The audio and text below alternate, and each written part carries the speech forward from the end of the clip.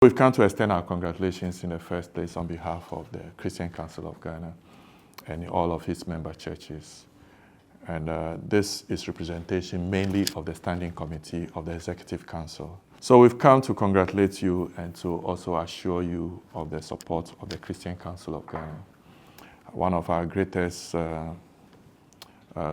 should I say, assets as a Christian body is prayer. So we want to assure you of our prayer support and also of our physical support in whatever way we can. We also have a couple of other issues we want to put before you. That's the issue of Galamsey. It's very worrying. It's very, very worrying. Yes, it is true that we also recognize that most of these people who are involved in this are also members of our churches.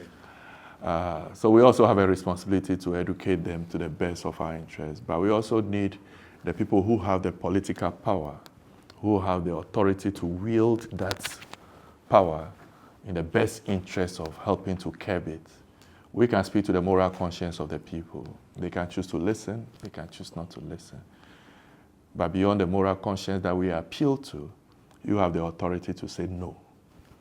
If you do it, these are the consequences. And once you strike that strongly, I'm sure it will go across. We want to appeal to you strongly that you should do all within your power to make sure that we see the end of this disaster. Over the past 2 years, we've been doing what we call the ethical leadership conferences.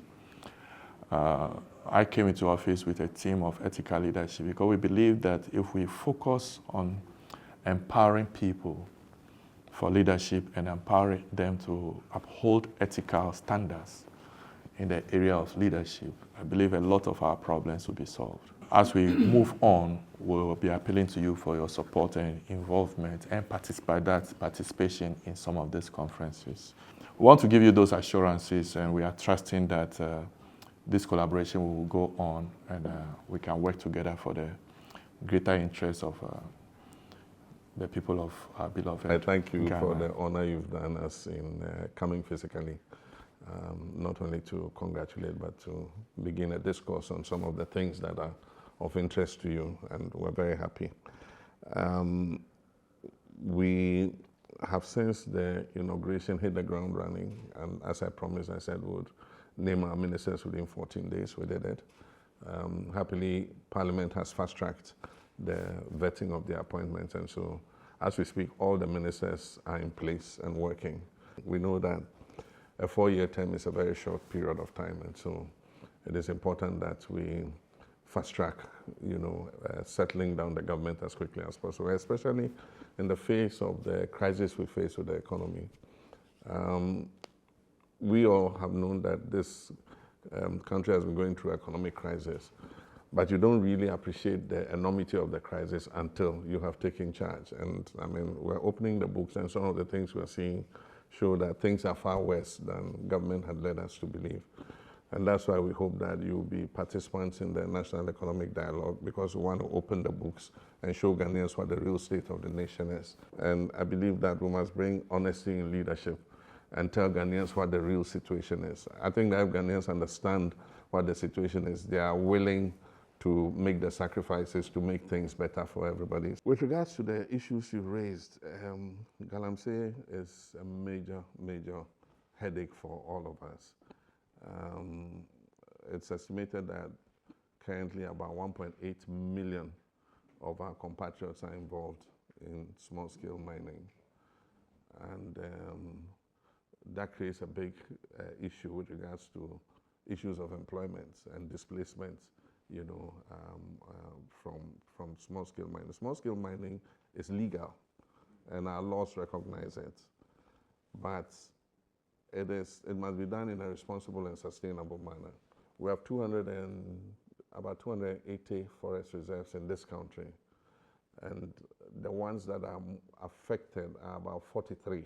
And so we did one operation in the Tano Nimiri forest reserves, and we've gotten the excavators and things out. And so they're going to target another one, the worst ones, and then we'll take them one by one and get the people out. I've told them not to burn the excavators, they should confiscate them. We'll also have a mobile team so that in case they try to incurse again and the forestry people cannot handle, they'll call the mobile team to run in and go and give them reinforcement. We're going to have a conference with the small-scale mining because there's new technology that is practiced in other countries where small-scale mining is sustainable. Before you start a small-scale mine, you must do what they call a leach dam, and then you line it with plastic, and then you wash the gold water into that dam.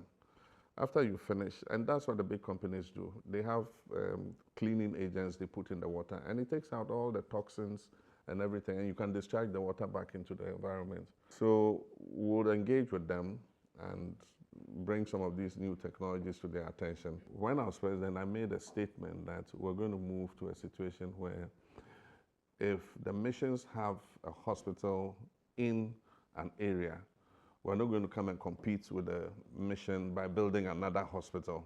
We'd rather use the resources to improve the mission hospital so that they provide service. I believe that if some of the missions are interested, we could get them to finish the hospital and manage the hospital and provide the service, so that government too can find it to be a mix. We can also raise money and finish some, but the mission hospitals too can take some and complete them and run the hospital. I just want to insist that our door is open, and so you don't need to knock before you come in.